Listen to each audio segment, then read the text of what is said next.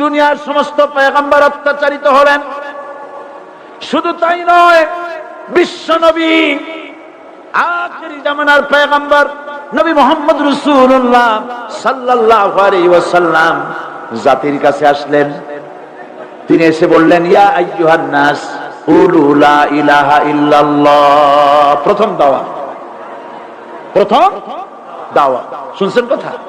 রাসূলুল্লাহ বলছেন, ও জাতি, আমার রাসূল তো মক্কার রাসূল না শুধু, মদিনার রাসূল না শুধু, আরবি ভাষা ভাষীদের রাসূল না শুধু, আমার নবী কি নবী?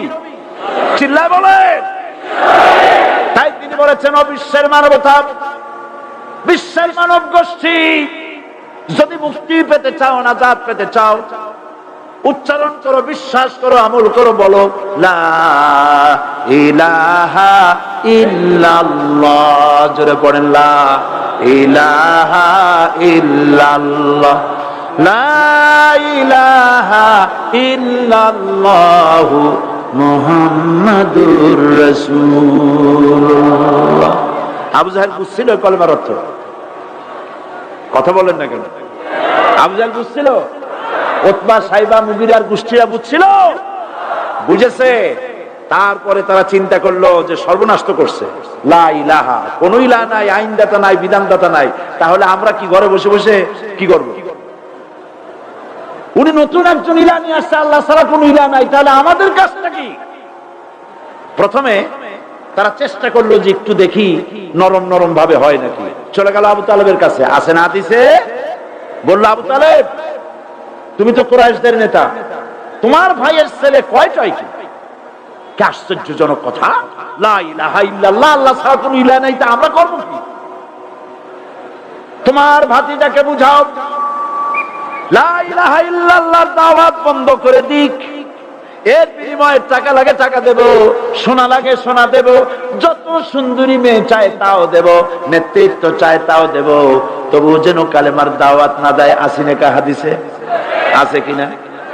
নবীজি যখন বাড়ি ফিরলেন, চাচা আবু তালেব নিজের পরিজাত টুকরা সন্তান হযরত জাফর আলীর চাইতে তিনি ভালোবাসতেন কলিজার মতো করে মুহাম্মদ সাল্লাল্লাহু আলাইহি সাল্লামকে। বলছে, বাবা, এমন কথা কেন বলো যাতে লোকেরা খেপে যায়? এই কথাগুলি বলো না, ওরা আমার কাছে এই সব প্রস্তাব দিয়ে গিয়েছে। রাসূলুল্লাহ প্রস্তাব শুনে এগ্রি করলেন। জি, আমার নবী বলেন, ও আমার চাচা আবু তালেব, প্রস্তাবকারীদেরকে শুনিয়ে দিন। হুজুরের সাথে তখন অনেক লোকজন, নাকি অনেক অস্ত্রপাতি, কিচ্ছু নাই, আল্লাহর শক্তি ছাড়া কিছুই নেই। আমার নবী বলেন, ও আমার চাচা আবু তালেব, প্রস্তাবকারীদেরকে শুনিয়ে দেন।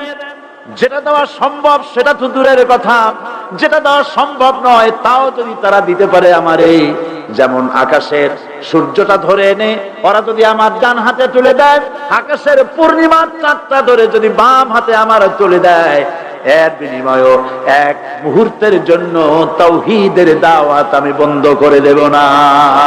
সুবহানাল্লাহ। রাসূল করিম সাল্লাল্লাহু আলাইহি ওয়াসাল্লাম তাদের এই প্রস্তাবকে যখন গ্রহণ করলো না, কাফেরেরা বুঝলো, আমি আগেই বলেছি 3 শ্রেণীর লোক বাধা দিয়েছে। কয় শ্রেণী? প্রথম শ্রেণী কি? রাষ্ট্র শক্তি, তাদের হাতে অস্ত্রপাতি তো খুব শক্তি, আর তারা একবার ক্ষমতায় যায়, ওরা মনে করে এই ক্ষমতা থেকে আমাদেরকে কেউ নামাইতে পারবে না। বিংশ শতকের শ্রেষ্ঠ মুজাদ্দিদ আল্লামা সৈয়দ আবু দাওয়া মওদুদী রাহমাতুল্লাহ আলাইহি তিনি এক জায়গায় লিখেছেন, স্বৈরাচারীরা তার পতনের সমস্ত ছিদ্র বন্ধ করে, কিন্তু একটা ছিদ্র বন্ধ করতে পারে না, মনের ভুলে সেই ছিদ্রটা থেকেই যায়, যেই ছিদ্র দিয়ে আসলে তার পতনটা হবে। ক্ষমতায় গিয়ে মনে করে চিরকাল ক্ষমতায় থাকবো। ভারতের প্রধানমন্ত্রী পণ্ডিত জওয়াহরলাল নেহেরু রাঁচি পাগলাগারদে গিয়েছেন, মেন্টাল হসপিটাল। পাগলেরা নেহেরুকে দেখে আশ্চর্য হয়ে গেছে, এত সুন্দর মানুষ, মাথায় কিস্তি টুপি, গায়ে শেরওয়ানি, মুসলমানি ড্রেসই আলাদা, যদিও তিনি হিন্দু ছিলেন, পরেছেন মুসলমানি ড্রেস। শেরওয়ানি কাদের পোশাক? কাদের পোশাক? হাতে ছড়ি নিয়ে হাঁটা, স্টাইল করে, সুন্দর পাজামা, সুন্দর টুপি, সুন্দর সাজসজ্জা করে মুসলমানদের ড্রেস। এই ড্রেস পরে তিনি গিয়েছেন। সবসময় যে ড্রেস তিনি পরতেন। পাগলেরা জিজ্ঞেস করছে, তুমি কে গো? উনি বলছেন, আমারে চেনো নাই? আমি ভারতের প্রধানমন্ত্রী পণ্ডিত জওহরলাল নেহেরু। পাগলেরা বলছে, ও সেই কথা। আমরাও যখন একুইটালে আসছিলাম, এই তোমার মতো লম্বা লম্বা কথা আমরাও বলছি। থাকো আমাদের সাথে কিছুদিন, তোমার মাথাও ঠান্ডা হয়ে যাবে।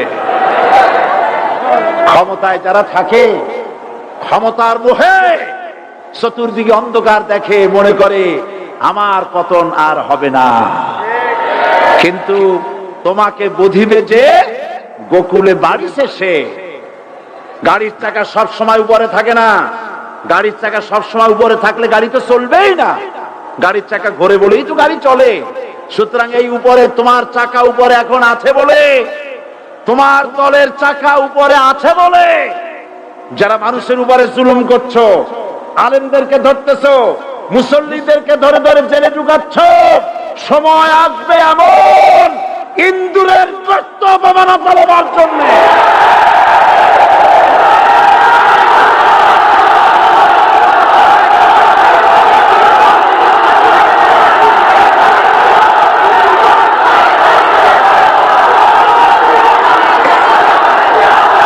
আবু জাহেলের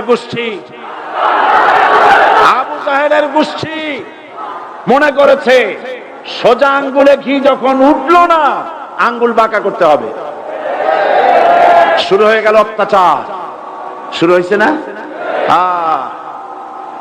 হযরত সুমাইয়া রাদিয়াল্লাহু তাআলা আনহা কি নির্মম ভাবে, নিষ্ঠুর ভাবে তাকে শহীদ করা হলো। খাব্বাব, হুবাইব, হযরত খাব্বাব রাদিয়াল্লাহু তাআলা আনহুকে দেখে হযরত ওমর একদিন বলছিলেন, খাব্বাব তোমার পিঠে এত গর্ত কেন? এত গর্তওয়ালা পিঠ আর এত চিকুন কোমর আমি তো জীবনেও দেখিনি। হযরত খাব্বাব বলেছেন, ওমর জানো না, ইসলাম কবুল করার অপরাধে, কালেমা পড়ার অপরাধে কাফির বেঈমানেরা আমাকে মারধর করেছে। যখন আমি তাদের মারে কালেমা ছাড়ি নাই, তখন আগুন জ্বালায়া আগুনের আংটার উপরে, আংটা আগুনের উপরে আমাকে চিৎ করে শোয়ায়া, আমি যেন নড়াচড়া করতে না পারি সেজন্য আমার বুকের উপরে পাথর চাপা দিয়া রেখেছে। আগুনে গোশত পুড়ে পুড়ে আগুন ভিতরে ঢুকেছে, গায়ের রক্ত আর চর্বি গলে গলে পড়ে আগুনগুলো নিভেছে। ওই পিঠে যে গর্ত হয়েছে আজও পর্যন্ত সেই গর্ত মিটে যায় নাই। হযরত খাব্বাব রাদিয়াল্লাহু তাআলা আনহু বলছেন, বুখারী শরীফে হাদিসে ভাবে এসেছে, ওয়ান খাব্বাব বিনুল আরিত রাদিয়াল্লাহু তাআলা আনহু আন্নাহু قال শাকাউনা ইলা রাসূলিল্লাহ সাল্লাল্লাহু আলাইহি ওয়াসাল্লাম ওয়া হুয়া মুতাওয়াসসাদুন বুরদাতুন লাহু ফি জিল্লিল কাবা। আমি গেলাম রাসূলুল্লাহর কাছে, যে দেখি হুজুর বাইতুল্লাহ শরীফের ছায়ায় আরাম ফরমাচ্ছেন। আমি কাছে গিয়া বললাম, আলা তাস্তানসিরু লানা আলা তাদউ লানা ইয়া রাসূলুল্লাহ, হে রাসূল আপনি কি আমাদের জন্য দোয়া করবেন না? আপনি কি আমাদের জন্য আল্লাহর কাছে সাহায্য প্রার্থনা করবেন না? মার খেয়ে খেয়ে তো শেষ হয়ে গেল। শুনতেছেন আপনারা? আল্লাহর নবী উঠে বসলেন, বললেন, খাব্বাব শোনো, তোমাদের আগে যারা এই পৃথিবীতে এসেছিলেন দ্বীনের দাওয়াত দেওয়ার জন্য, সমকালীন রাষ্ট্র শক্তি তাদেরকে ধরত, ফায়ুখাজুর রাজুলু ফায়ুহফারু লাহু ফিল আরদ, তার জন্য তারে ধরে নিয়ে মাটির মধ্যে গর্ত করত, ফায়ুজআলু ফিহা, এরপরে সেই গর্তের ভিতরে তাকে কোমর পর্যন্ত গেড়ে দিত। সুম্মা ইউতা বিল মানশার, এরপরে করাত আনা হতো, ফায়ুদাউ আলা রাসিহি, এরপরে করাতটা মাথার উপরে রাখা হতো, ফায়ুজআলু নিসফাইন, এরপরে করাত দিয়া চিরে চিরে চিরিত, মানুষটাকে দ্বিখণ্ডিত করে ফেলে দিত। মা ইয়াসুদ্দুহু যালিকা আন দীনি, এত কষ্ট দেওয়ার পরেও, এত জুলুম করার পরেও দ্বীনের দায়ীদেরকে এক চুল পরিমাণ আল্লাহর রাস্তা থেকে তারা সরাই দিতে পারে নাই। ওয়াল্লাহি, ও খাব্বাব, আমি আমার আল্লাহর নামে কসম করি। ও মুসলমান, কে কসম করতেছে? আল্লাহ রাসূল। আমি আমার আল্লাহর নামে কসম করি, ওয়াল্লাহি লা ইউতাম্মান্নাল্লাহু হাযাল আমর হাত্তা ইয়াসির রাকিবু মিন সানা ইলা হাযরামাউত। সেদিন বেশি দূরে নয়, ইয়েমেনের রাজধানী সানা থেকে শুরু করে সৌদি আরবের হাযরামাউত পর্যন্ত হাজার হাজার মাইল এই দীর্ঘ পথে যুবতী নারী তার সৌন্দর্যের পশ্চা নিয়া আর ধনাঢ্য ব্যক্তিরা সওদাগরেরা তাদের টাকা পয়সা নিয়া একাকে নিয়ে অথবা দলবদ্ধ ভাবে মানুষেরা যাতায়াত করবে। লা ইয়াখাফু ইল্লাল্লাহ, মানুষের মনের মধ্যে কোনো ভয় থাকবে না। এমন একটা সময় আসবে, ওয়ালাকিন্নাকুম তাস্তাজিলুন, অথচ তোমরা বড্ড তাড়াহুড়ো করছো। তাড়াহুড়ো করো না, অপেক্ষা করো, ধৈর্য ধরো, মার খাও, জেলে যাও, শহীদ হও, আল্লাহর রাজ কায়েম হবেই হবে।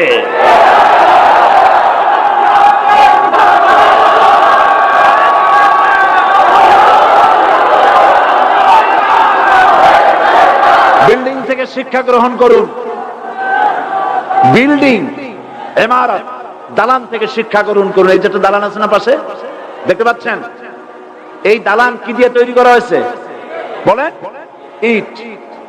সমস্ত ইটেরা যদি ধর্মঘট করত, আমরা কেউ মাটির তলায় যাব না, কেউ আমরা আগুনে পুড়ে ঝামা হব না, পিক হব না, কেউ আমরা টুকরা টুকরা হব না, সবাই থাকবো উপরে উপরে, তাহলে কি দালান হইতো নাকি? এই বিল্ডিং নির্মাণ করতে গিয়া ইটের স্যাক্রিফাইস, হাজার হাজার ইটকে পিক হতে হয়েছে, পুড়ে যেতে হয়েছে, খোয়া হতে হয়েছে, ভেঙে টুকরা টুকরা হয়ে 50 ফিট মাটির নিচে যেতে হয়েছে। তারপরে ইমারত গঠন হয়েছে, সুন্দর দালান তৈরি হয়েছে। যারা ইসলামী শাসন চান, আল্লাহর দ্বীনকে বিজয়ী দেখতে চান, তাদেরকে অসংখ্য মানুষকে পোড়াইটের মতো জেলখানায় পুড়ে পুড়ে মরতে হবে, অসংখ্য মানুষকে ফাঁসির কাস্তে ঝুলতে হবে, গায়ের রক্ত দিতে হবে, শহীদ হতে হবে, তারপরে ইসলামের ইমারতটা কায়েম হয়ে যাবে।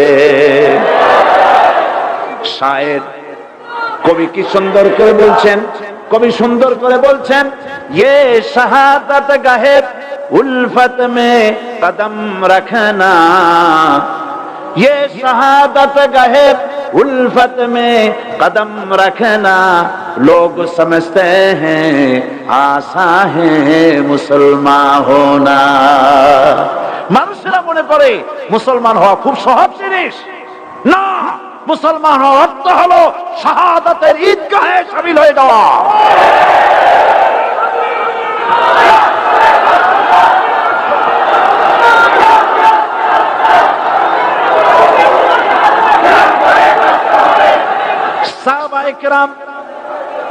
সাহাবায়ে কেরাম মার খেলেন, এবার স্বয়ং আল্লাহর নবীর গায়ে হাত তুলল। আবু জাহেল এসে হুজুরকে মারলেন, গলায় চাদর দিয়া এমন জোরে টান মেরেছে, রাসূলুল্লাহ পড়ে গিয়েছেন। হাদিসে এসেছে হুজুরের চোখ মোবারক ঠিকরে পড়ে যেতেছে, চেহারা মোবারক লাল হয়ে গিয়েছে, জমিনের উপরে আছাড় মেরে ফেলেছে। রাসূলের এই অবস্থা দেখে হযরত হামজা তখনও কাফের ছিলেন, শিকার থেকে এসে তিনি এই দৃশ্য দেখলেন, দাসীর মুখে শুনলেন, ছুটে চলে গেলেন আবু জাহেলের বাড়িতে। যায় বলে, আবু জাহেল রে, তুই মুহাম্মদ সাল্লাল্লাহু আলাইহি ওয়াসাল্লাম মেরেছিস, বল কেন মারলি? এমন ভালো মানুষ তো জীবনেও চোখে দেখি নাই, যিনি কোনো মিথ্যা কথা বলেন না, ভালো ভালো কথা বলেন, এক আল্লাহর গোলামি করার জন্য বলেন। এই সব ভালো কথা বলার জন্যই তুই তারে মারলি নাকি? আরে আবু জাহেল, তুই কি মনে করছিস মুহাম্মদ সাল্লাল্লাহু আলাইহি ওয়াসাল্লাম তার পিতা আব্দুল্লাহ মারা গেছে বলে মুহাম্মদ সাল্লাল্লাহু আলাইহি ওয়াসাল্লাম এতিম হয়ে গেছে মনে করেছিস নাকি? জেনে রাখ, মুহাম্মদ সাল্লাল্লাহু আলাইহি ওয়াসাল্লামের পিতা আব্দুল্লাহ মারা গেছে, কিন্তু চাচা হামজা তো মরে যায় নাই।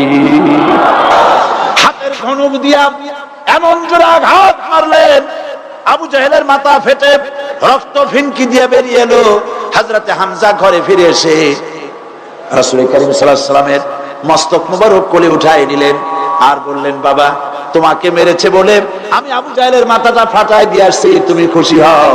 হুজুর বলছেন, চাচা কার মাথা ফাটাইছো এইটা বলে আমারে খুশি করতে পারবা না। হযরত হামজা বলেন, তুমি কি হলে খুশি হবে? হুজুর বলেন, হামজা চাচা গো, আমি খুশি হব যদি একটিবার চাচা তোমার মুখে শুনতে পাই ঈমানের কালেমা। হযরত হামজা বলেন, মুহাম্মদ সাল্লাল্লাহু আলাইহি ওয়াসাল্লাম, আমি বুঝতে পেরেছি তুমি কোন সাধারণ মানুষ নও। সাধারণ মানুষ হলে পরে তুমি প্রতিশোধে বিশ্বাসী হতে, খুশি হতে। প্রতিশোধে বিশ্বাসী হও নাই, তুমি অবশ্যই আল্লাহর নবী, কোন সন্দেহ আমার নাই। তুমি সাক্ষী থাকো, আমি পড়ে নিলাম, লা ইলাহা ইল্লাল্লাহু মুহাম্মাদুর রাসূলুল্লাহ। জোরে পড়ে, লা ইলাহা ইল্লাল্লাহু মুহাম্মাদুর রাসূলুল্লাহ। ঘাবড়াবার কারণ নাই। এর অর্থ এই নাই যে আপনারা কালেমার দাওয়াত দিবেন আর রাষ্ট্রশক্তি আপনারে পিটাইতেই থাকবে, আপনার কোনদিন আপনার সুদিন ফিরে আসবে না। বিষয়টা কি এমন না। আমার আল্লাহর ওয়াদা শুনুন, ওয়ালা তাহিনু ওয়ালা তাহজানু ওয়া আনতুমুল আলাউনা ইন কুনতুম মুমিনিন। মুমিন যদি হও আমি তোমাদেরকে বিজয় দান করব। সুবহানাল্লাহ বলেন। আর যদি আমাদের উপরে বিপদ এসে থাকে তাহলে তার একমাত্র কারণ পূর্ণাঙ্গ ঈমানের অভাব আমাদের মধ্যে রয়েছে, ঠিক কিনা? আজ পৃথিবীতে সব থেকে মার খায় কারা? চিল্লায় বলো। আলজেরিয়ায় কারা? বসনিয়ায় কারা? চেচনিয়ায় কারা? প্যালেস্টাইনে কারা? প্যালেস্টাইনের মুসলমানদেরকে মারি মেরে শেষ করে দিল। দেখছেন ছবিতে না? দেখেন না? প্যালেস্টাইনের মুসলমানদের যে কে যখন মারা হচ্ছে, বাংলাদেশের প্রধানমন্ত্রী তখন আমেরিকায় ক্লিনটনের সঙ্গে কথা বলতেছেন। তিনি ক্লিনটনের কাছে তার পিতৃ হত্যার জন্য দায়ী সাজাপ্রাপ্ত 3 জন ব্যক্তিকে ফেরত চাচ্ছিলেন। আমার দৃষ্টিতে এটা কোনো অপরাধ নয়। সন্তান তার পিতার প্রতি আকর্ষণ থাকবে, আমার আপত্তি সেখানে। আপনি প্রধানমন্ত্রী, শুধু শেখ পরিবারের প্রধানমন্ত্রী নন, শুধু আওয়ামী লীগের প্রধানমন্ত্রী হওয়া উচিত নয় আপনার। আপনি পৃথিবীর দ্বিতীয় বৃহত্তম বাংলাদেশের 12 কোটি মুসলমানের প্রধানমন্ত্রী। পিতৃ হত্যার আসামি ফেরত চাইলেন, কিন্তু বিল ক্লিনটনের আশ্রয় প্রশ্রয় লালিত পৃথিবীর অসভ্য জাতি সন্ত্রাসী ইহুদিরা প্যালেস্টাইনের মুসলমানদেরকে পাখির মতো গুলি করে হত্যা করছে। আপনি কেন এর জবাব চাইলেন না?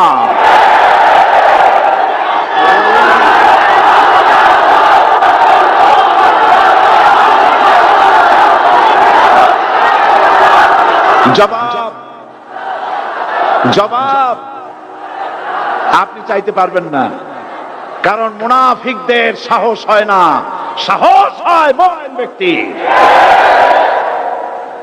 বিল ক্লিনটনকে বলা দরকার ছিল, এই ইসরায়েলকে তোমরাই বসিয়েছো, মধ্যপ্রাচ্যের বিষ ফোড়ায় পরিণত করেছো তোমরা। তবে হ্যাঁ, যুরিবাত আলাইহিমুয যিল্লাতু ওয়াল মাসকানা ওয়া বাউ বিগাদাবিন মিনাল্লাহ। আল্লাহর গজব আসবে, ইহুদিরা পৃথিবী থেকে নিশ্চিহ্ন হবেই হবে ইনশাআল্লাহ। দেখেছেন তাকাইয়া প্যালেস্টাইনে ইসরায়েলিরা হেলিকপ্টার, গানশিপ, কামান, বোমা নিক্ষেপ করছে, আর প্যালেস্টাইনের শিশু, কিশোর, যুবকেরা ইহুদিদের নিক্ষিপ্ত বোমা আর কামানের মোকাবেলা করতেছে পাথর দিয়ে। আমি আমার অন্তরের অন্তঃস্থল থেকে ধন্যবাদ জানাই, মোবারকবাদ জানাই খালিদ বিন ওলীদের উত্তরসূরি, খাব্বাব খুবাইবের উত্তরসূরি প্যালেস্টাইনের ওই সব যুবকদেরকে যারা কাফের বেঈমান ইহুদিদের মোকাবেলা করতেছে ইট আর পাথর দিয়ে। আর আমি আমার অন্তরের অন্তঃস্থলের সমস্ত ঘৃণা দিয়ে আমি ধিক্কার জানাই পৃথিবীর মুসলিম শাসকদেরকে, যারা মুসলমানদের মার দেখে চুপ করে যারা বসে আছে।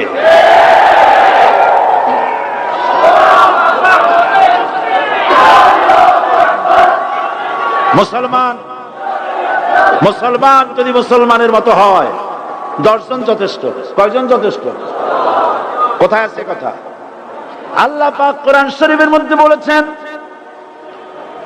একজন যদি হও ইমানদার মুত্তাকি 10 জনের উপরে বিজয়ী হবে। 10 জন যদি হও 100-এর উপরে বিজয়ী হবে। 100 যদি হও 1000-এর উপরে বিজয়ী করব। জোরে বলেন সুবহানাল্লাহ। কবি বলতেছেন, ফিজায়ে বদরে পয়দা কুন ফেরেশতে তেরি নুসরত কো উতর সকতে গর্দু সে কতর অন্দর কতর আবি। বদরের মুসলমানদের মতো ঈমান আনো, তাহলে আকাশ থেকে কাতারে কাতারে ফেরেশতা নাজিল করে দিয়ে আল্লাহ পাক তোমাদেরকে সাহায্য করবেন। সুবহানাল্লাহ। সে আল্লাহ আছে না নাই? জোরে বলেন, আছে না নাই?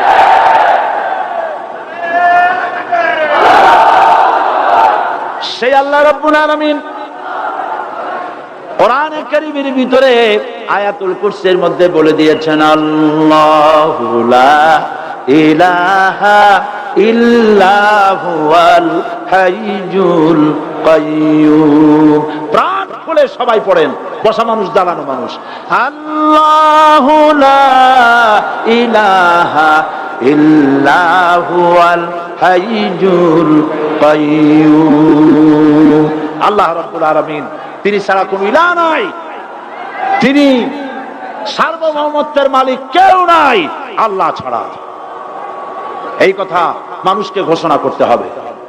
বাধা, এই কথা বললেই বাধা দেবে কয় শ্রেণীর লোক? 3 শ্রেণী। প্রথম শ্রেণী হচ্ছে কে? রাষ্ট্রশক্তি। আজও তারা বাধা দিচ্ছে।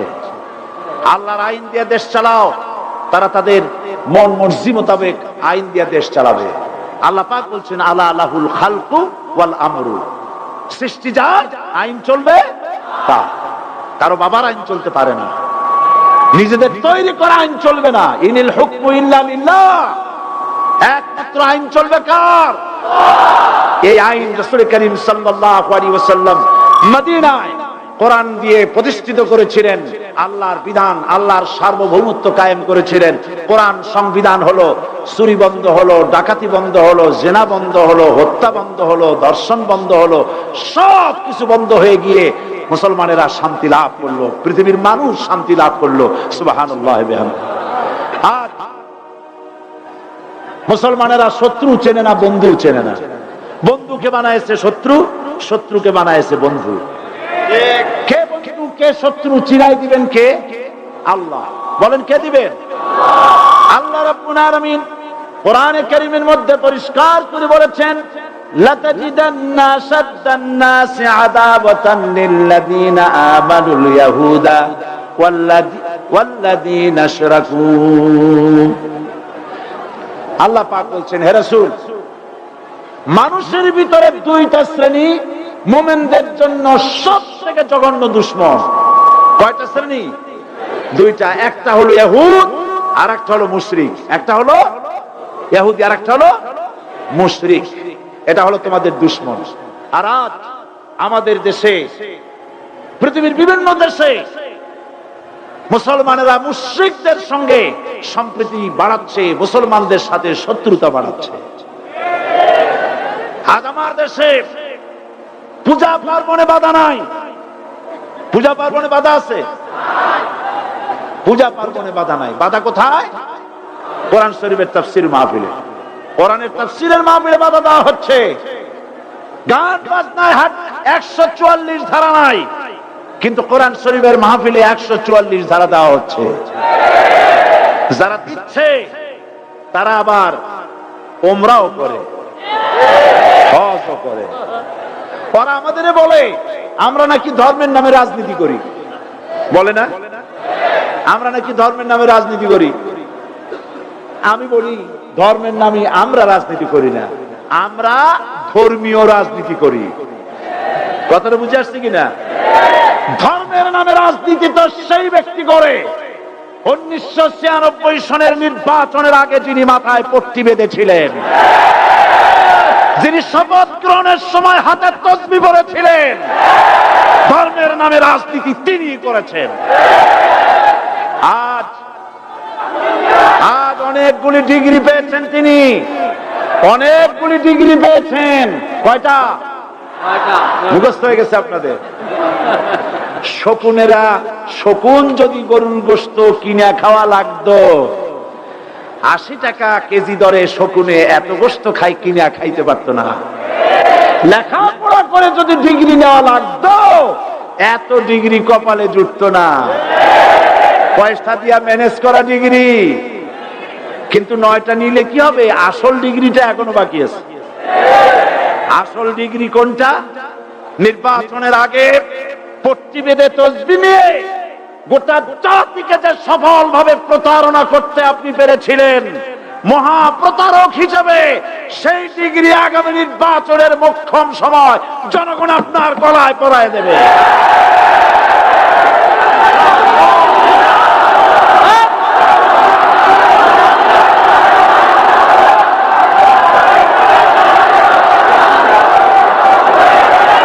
সুতরাং ধর্মের নামে রাজনীতি নয়, আমরা ধর্মীয় রাজনীতি করি, আমরা এই কোরআনের রাজনীতি করি। এই কোরআন নিয়ে বাঁচতে চাই, এই কোরআন নিয়ে মরতে চাই, এই কোরআন থেকে আমাদেরকে বিচ্ছিন্ন করতে চায় কাফের, বেঈমান, মুশরিকেরা। ও আমার জাতি, কোরআন থেকে যারা বিচ্ছিন্ন করতে চায়, তোমরা কি তাদের বিরুদ্ধে জিহাদের জন্য প্রস্তুত থাকবে?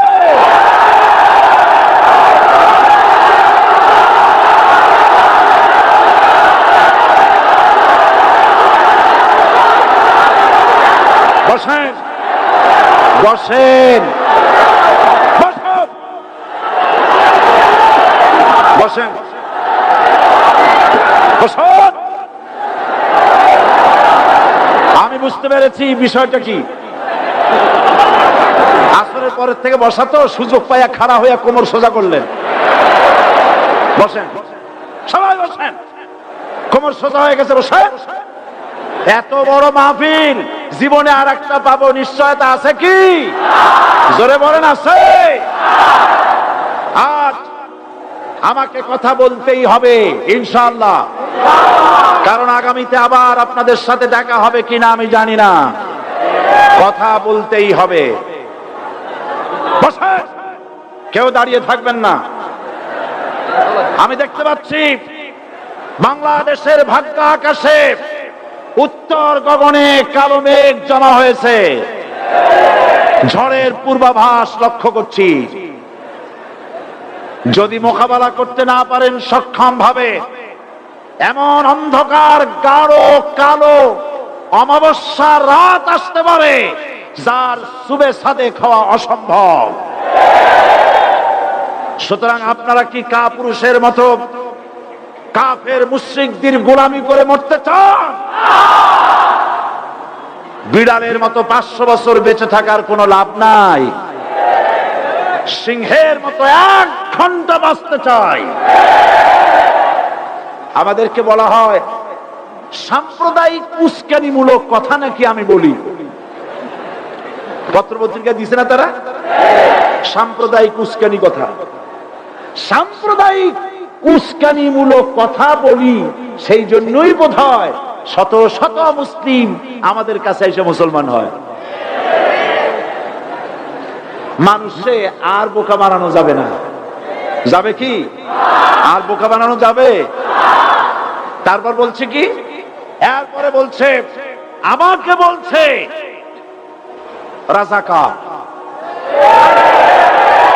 শুনে রাখো, চট্টগ্রামের লক্ষ লক্ষ জনতা, পার্লামেন্টে যখন আমাকে এই কথা বলা হয়েছিল, আমার পার্লামেন্টের কলিগ জাফরুল্লাহ চৌধুরী সাহেব বসে আছেন এখানে। হ্যাঁ, জাফরুল ইসলাম চৌধুরী বসে আছেন পাশে। প্রধানমন্ত্রী সুদ্ধা, অন্তত 3 শতাধিক পার্লামেন্টের সম্মানিত সদস্যরা সেদিন বসা। 1997 সনের বাজেট বক্তৃতা যখন আমি করতেছিলাম, ডক্টর কুদরতে খোদা, নাম রাখছে কুদরতে খোদা, আসলে গজবে খোদা। এই লোকটি নাস্তিক, ইসলামের চূড়ান্ত দুশমন। তার প্রণীত শিক্ষা ব্যবস্থার যখন সমালোচনা করছিলাম, ট্রেজারি বেঞ্চ থেকে আমাকে বলা হলো রাজাকার। আমি আমার সমস্ত শক্তি একত্রিত করে বলেছিলাম, শুধুমাত্র হিন্দুস্তানের রাজাকারেরাই আমাকে রাজাকার বলতে পারে। আমি বলেছিলাম 1973 সন পর্যন্ত আমি বাংলাদেশের কোন রাজনৈতিক দলের নেতা এবং কর্মী ছিলাম না। আমি রাজাকার নই। আমাকে রাজাকার বলে যদি তাকেও প্রমাণ করতে না পারে 10 কোটি টাকার মানহানি মামলা দায়ের করব।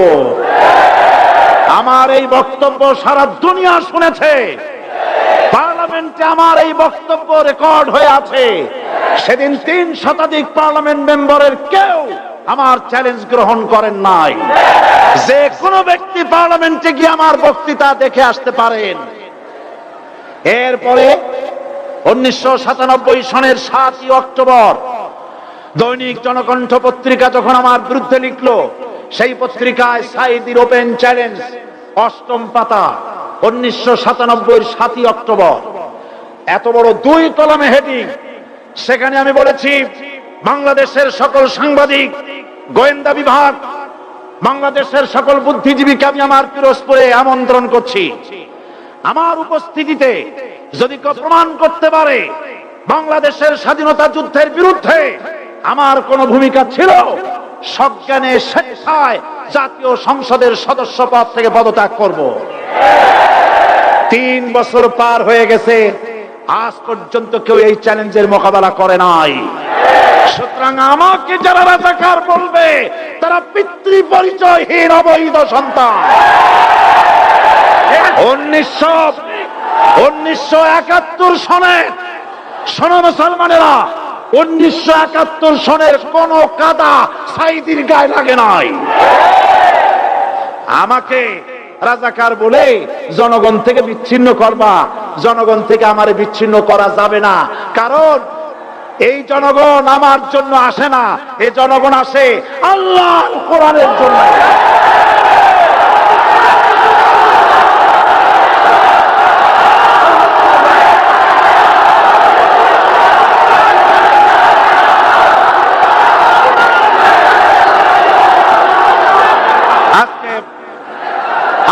ইসলামের কথা বলে, যারা ইসলামের কথা বলে তারাই রাজাকার, তারাই মৌলবাদী। মৌলবাদী বললে আমরা অসন্তুষ্ট হই না, কারণ মৌলবাদী শব্দটা আসছে মূল থেকে। মৌল শব্দ এসেছে মূল থেকে। মূলবাদী তার মানে যারা মূলে আছে। মূল হলো কোরআন, মূল হলো হাদিস, মূল হলেন আল্লাহ, মূল হলেন আল্লাহ রসুল। আমরা আছি মূলে। এখন বলেন তো মূলের শক্তি বেশি না আগার শক্তি বেশি? আমাদের যারা মৌলবাদী বলে ওরা হলো আগাবাদী। মূলে আছে কত কোটি? 12 কোটি। মূলে আছে কত কোটি? আর আমাদের যারা মৌলবাদী বলে ওই থাকো গাছের আগায়, আমরা মূলে। লাফালাফি বেশি করবা না, 12 কোটিতে গাছের গোড়া আসতে নানা দেবে, মামু বাড়ি দিল্লি গিয়ে পড়বা, বাংলার জমিনে জায়গা হবে না। এ কথা বিশ্বাস করো। বাংলাদেশের মুসলমানদের শরীরে 1 বিন্দু রক্ত থাকতে শয়তানের তৈরি করা ধর্ম নিরপেক্ষ মতবাদ বাংলার জমিনে কায়েম হতে দেওয়া হবে না, হবে না।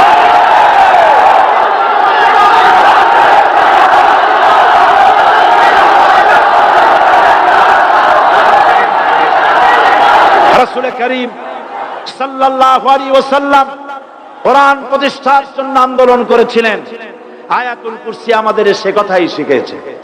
আল্লাহ রাব্বুল আলামিন বলেন, আল্লাহু লা ইলাহা ইল্লা হুয়াল হাইয়ুল কাইয়্যুম। প্রাণ খুলে পড়েন, আল্লাহু লা ইলাহা ইল্লা হুয়াল হাইয়ুল কাইয়্যুম। আল্লাহ হচ্ছেন তিনি যিনি ছাড়া কোনো ইলাহ নাই, আইনদাতা নাই, বিধানদাতা নাই। আমরা মানুষের তৈরি করা আইন মানি না। 12 কোটি মুসলমানের দেশে আইন তৈরি করবে মানুষ, আমরা মানব না। পার্লামেন্টে তৈরি হতে হবে কোরআন দিয়ে, পার্লামেন্টে আইন তৈরি হতে হবে কোরআন দিয়ে। সুতরাং ভয় যতই পান আর যতই ষড়যন্ত্র করেন, 4 দল যখন একত্রিত হয়েছে, ঐক্যবদ্ধ থাকবে, সরকার ঐক্যবদ্ধভাবে গঠন হবে, নির্বাচন ঐক্যবদ্ধভাবে হবে এবং কোরআন হবে, আল কোরআনের পার্লামেন্ট হবে বাংলাদেশে।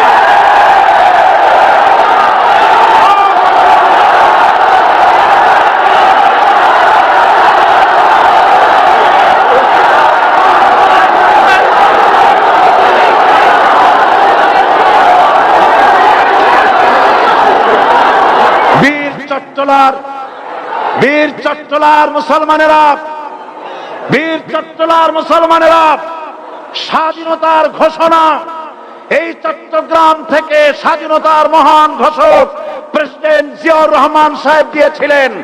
এই চট্টগ্রাম থেকেই ইসলামী রাষ্ট্রের ঘোষণা হবে।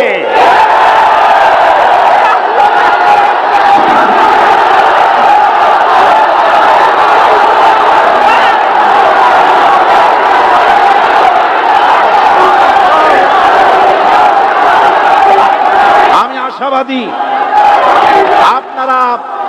আপনারা অবশ্যই তা পারবেন, আমি 100% বিশ্বাস করি ইনশাআল্লাহ।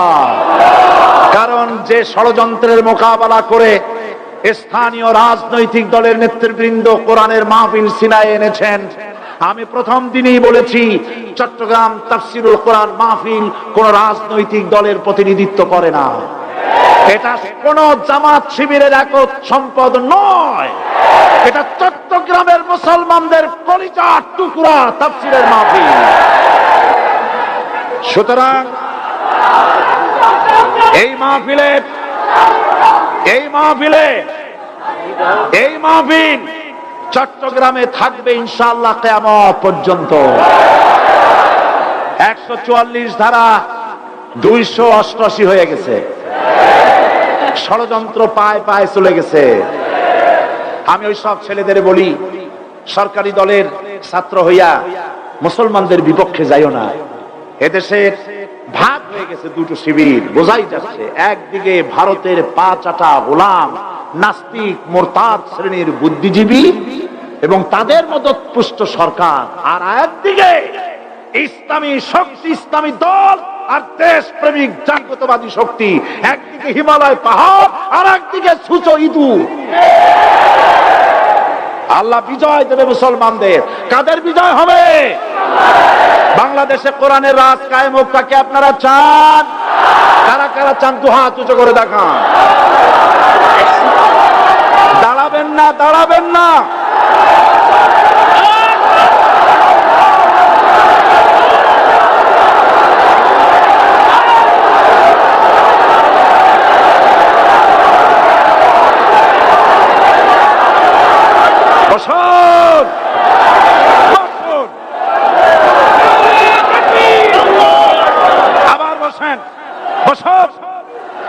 জোরে জোরে জিকির করেন লা ইলাহা ইল্লাল্লাহ, আরো জোরে লা ইলাহা ইল্লাল্লাহ, লা ইলাহা ইল্লাল্লাহ,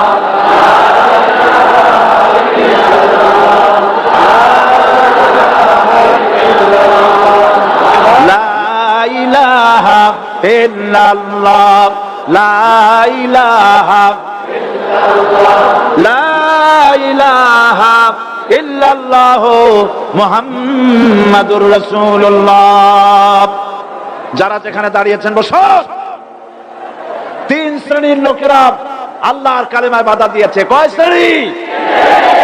একটা হলো রাষ্ট্রশক্তি, 2 নম্বরে মনে আছে ধনাঢ্য পুঁজিপতির গোষ্ঠী, ওরাও বাধা দিয়েছে। কারণ ইসলামকে বলা হয় পুঁজিবাদের আশ্রয়স্থল। নাউজুবিল্লাহ। সর্বপ্রথম ইসলাম কবুল করেছে কারা? ধনীরা না গরিবরা? কারা? গরিবেরা। সুতরাং ধনাঢ্য ব্যক্তিরা মনে করলো যে আমাদের তো সর্বনাশ হয়ে যাবে, আমরা দাস দাসী ধরে রাখতে পারবো না, আমরা মানুষকে শোষণ করতে পারবো না, যে নতুন কলেমার দাওয়াত আসছে। সুতরাং সরকারের হাতকে তারা পয়সা দিয়া শক্ত করেছে আর বলেছে যত টাকা লাগে এই লোকগুলারে ঠেকা। আজও আছে কিনা? তা আছে কিনা? 3 নম্বরে বাধা দিয়েছে ধর্মের নামের এক শ্রেণীর কায়েমি স্বার্থবাদী শক্তি, যার সম্পর্কে সূরা তাওবায় আল্লাহ পাক বলেছেন ইন্না কাসীরাম মিনাল আহবারি ওয়ার রুহবান লা ইয়াকুলুনা আমওয়ালান নাস বিল বাতিল ওয়া ইয়াসুদ্দুনা আন সাবিলিল্লাহ। ইহুদি আহলে কিতাবদের মধ্যে এক শ্রেণীর বুজুর্গ ধরনের লোক, দরবেশ জাতীয় লোক, যারা নাকি মানুষের সম্পদকে বাতিল পন্থায় ভক্ষণ করে, ওয়া ইয়াসুদ্দুনা আন সাবিলিল্লাহ, এবং আল্লাহর রাস্তায় চলার জন্য মানুষকে বাধা প্রদান করে। এত বড় বিশাল মাহফিলে আপনি দাঁড়ায়া কোন মানুষকে কষ্ট দিবেন না, জায়েজ নাই। মুসলমানদেরকে কষ্ট দেওয়া কবিরা গুনাহ। বুঝতে পেরেছেন? যে যেখানে দাঁড়িয়েছে আপনারা বসা মানুষেরা তাদেরকে বসায় দেন। সুতরাং এই কালেমার দাওয়াত যখন হযরতে মুসা আলাইহিস সালাম দিলেন, ফিরআউন বলল, আমি তো জানি না যে আমি ছাড়া আরো কোন ইলাহ আছে, আইনদাতা তো আমি, তুমি নতুন কোথা থেকে আইনদাতা নিয়ে আসছো? ফিরআউন বলছে, দেখো, আমারে বাদ দিয়া যদি অন্য কাউকে ইলাহ বলে তুমি মানো, আর সেই শিক্ষা যদি যে জাতিকে দাও, তাহলে আমি তোমাকে ধরে লাআজআলান্নাকা মিনাল মাসজুনিন, আমি তোমাকে কারারুদ্ধ করব, আমি তোমাকে জেলখানায় ঢুকিয়ে দেব। রাষ্ট্রশক্তি প্রথম বাধা দিল কারা? বলেন সবাই। সেই বাধা কি ওখানে শেষ হয়েছে না এখনো আছে? আছে কিনা জোরে বলেন। আমি তোমাকে জেলখানায় ঢুকাবো। হযরত মুসা আলাইহিস সালাম বলেন, ফিরআউন, জেলের ভয় আমি করি না, আমার কি জেলের ভয় দেখায়া লাভ নাই, আমি আল্লাহ পাকের পয়গম্বর হযরতে মুসা আলাইহিস সালাম। ফিরআউনের দলবল আছে, লোক লস্কর আছে, তার অস্ত্রের অভাব নাই। আল্লাহ রাব্বুল আলামিন মুসা আলাইহিস সালামের কাছে একটা অস্ত্র দিয়া দিলেন। দিছিলেন কিনা? আল্লাহ পাক হযরত মুসা কি বলেছেন, ওয়া মা তিলকা বিয়ামিনিকা ইয়া মুসা, মুসা রে তোমার হাতে ওটা কি? মুসা আলাইহিস সালাম বললেন, এটা লাঠি। আল্লাহ পাক বললেন, ফেলে দাও লাঠি। লাঠি ফালায় দিলেন। কি হয়ে গেল? হিয়া হাইয়াতুন তাসআ, লাঠি হয়ে গেল। এখন লাঠি পড়ে সাপ হয়ে গেল। সাপ দেখে নবী ওলি হোক, সাহাবী হোক আর আলেম হোক, সাপ দেখলে ভয় করে না মানুষের? মুসা আলাইহিস সালাম ভয় পেয়েছে। আল্লাহ রাব্বুল আলামিন হযরত মুসাকে শোনায় দিলেন, খুযহা ওয়া লা তাখাফ সানুঈদুহা সিরাতাহাল উলা,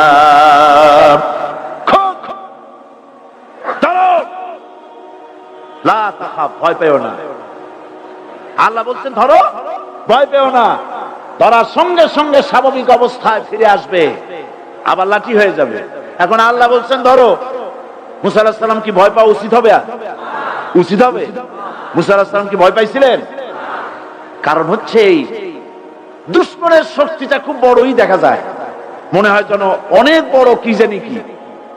আল্লাহ পাক বলছেন, ইন্না কাইদাশ শায়তানে কানা দাঈফা, শয়তানের চক্রান্ত যতই তুমি মনে করো অনেক ষড়যন্ত্রের জাল বিস্তার হয়ে আছে, আল্লাহ কয় কিছুই না, দাঈফা, অত্যন্ত দুর্বল।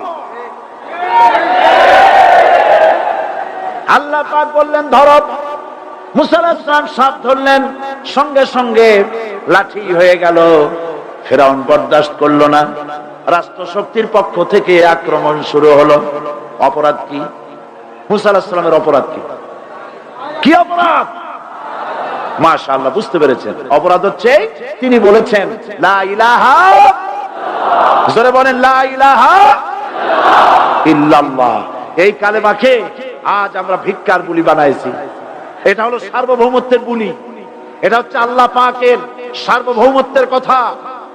আজ আমরা মানুষের কাছে আমরা শুনি, মানুষেরা ভিক্ষা চায়, লা ইলাহা ইল্লাল্লাহ, এক মুঠ চাউল দেন, লা ইলাহা ইল্লাল্লাহ 10 খান পাই দেন। এই হচ্ছে কালেমার জিকির। আবার কেউ কেউ জিকির করতেছে লা ইলাহা আস্তে, ইল্লাল্লাহ জোরে, এমন জোরে কলব সাফ করে, কলব তাতে থাকলেও পারে, গেলেও পারে। এই কালেমার এর আঘাত পয়গম্বররা মেরেছেন। হযরতে মুসা আলাইহিস সালাম যখন বলেছেন লা ইলাহা ইল্লাল্লাহ, এই ধাক্কা ফিরআউন বরদাস্ত করতে পারে নাই। দরিয়ায় নীলের ভিতরে আল্লাহ পাক ডুবাইয়ে শেষ করে দিয়েছেন, দেন নাই? হযরত মুসা আলাইহিস সালাম তার উম্মতেরা দরিয়ার পাশে বসে দ্বীনি কথাবার্তা বলতেছেন। এমন সময় ফেরাউন, তার শত্রু হচ্ছে মুসা আলাইহিস সালাম। শত্রু কেন? মুসা কি ফেরাউনের পাকা ধানে মই দিয়েছে নাকি? বলেন আপনারা। তার হালের গরু পিটায় মারছে নাকি? অপরাধ হলো তিনি আল্লাহর জমিনে আল্লাহর আইন প্রতিষ্ঠার কথা বলেছেন। এই শুধুমাত্র এই অপরাধে ফেরাউন তার দলবল নিয়ে 3 দিক থেকে আক্রমণ করেছে। মুসা আলাইহিস সালামের উম্মতেরা ভয় পেয়ে গেছেন।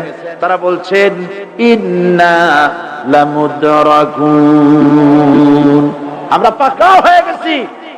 3 দিকে সাড়াশি আক্রমণ, 3 দিকে শত্রু, একদিকে দরিয়া, পালাবার রাস্তা আছে?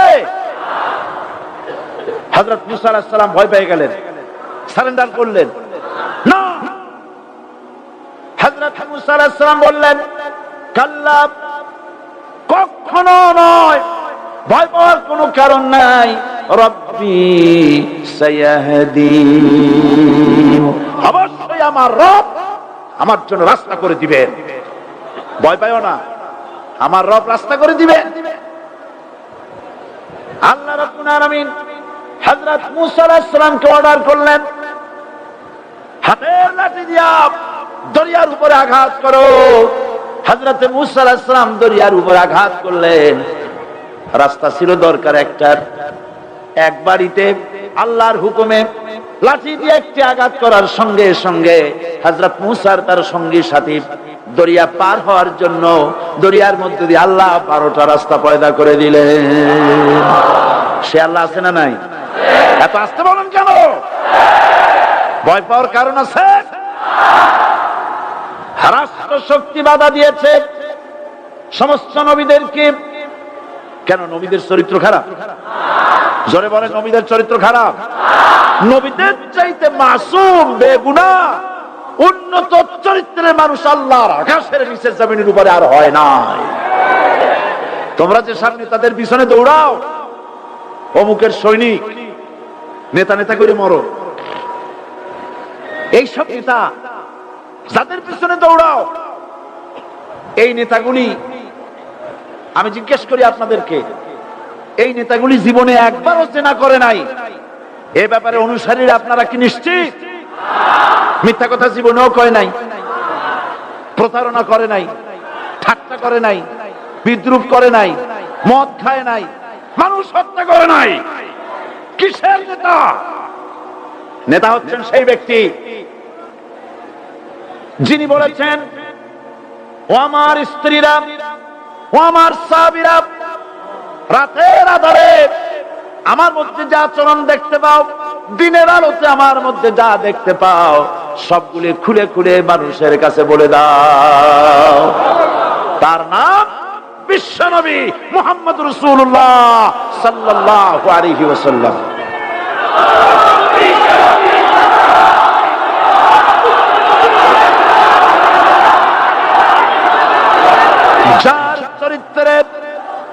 যার চরিত্রের সার্টিফিকেট আল্লাহ রাব্বুল আলামিন নিজে দিচ্ছেন, ওয়া ইন্নাকা লাআলা খুলুকিন আযীম। নবী হে, উন্নত চরিত্রের উপরে আপনি প্রতিষ্ঠিত। সুবহানাল্লাহ। কে সার্টিফিকেট দিচ্ছেন? আযীম, আযীম। আরবিতে চওড়াকে বলা হয় আরিফ, গভীরতাকে বলা হয় আমিক। কত প্রশস্ত, যা মাপার কোনো ফিতা নাই, কত গভীর, যা মাপার কোনো যন্ত্র নাই, এইটাকে আরবিতে বলা হয় আজিম। সুবহানাল্লাহ বলতে ইচ্ছে করে না? ও নবী, তোমার চরিত্র এমন যা মাপার মতো যন্ত্র পৃথিবীতে নাই। এই সার্টিফিকেট দিলেন কে? সমস্ত নবীরাই চরিত্রবান, নবীরা মাসুম বেগুনাহ। সুবহানাল্লাহ ওয়া বিহামদিহি। সেই নবীরা মার খান নাই? খেয়েছেন কিনা বলেন? কারা মেরেছে? রাষ্ট্র শক্তি। কারা মেরেছে? কারণ নবীরা বলেছেন লা ইলাহা ইল্লাল্লাহ। পড়েন সবাই লা ইলাহা ইল্লাল্লাহ। আপনিও যদি নবীদের মতো সাহাবীদের মতো বুঝা এই কলেমার দাওয়াত দেন, বাধা আসবেই। বোঝাবুঝির ব্যাপার, বুঝতেই সারলো। কত মাহফিল হয় বাংলাদেশে, হয় না? কোনো বাধা নাই, ঠিক কিনা? কত পূজা হয়, পার্বণ হয়, গান হয়, থিয়েটার হয়, গুনাহগার বিবির গান হয়, কত কিছু হয়। কোনো বাধা আছে? তাফসীরের মাহফিলে বাধা। কারণ ওরা বুঝতে পেরেছে এ তাফসীরের মাহফিলে গাজীর গীত হয় না, এ তাফসীরের মাহফিলে আল্লাহ সার্বভৌমত্ব কায়েমের আন্দোলন চলে।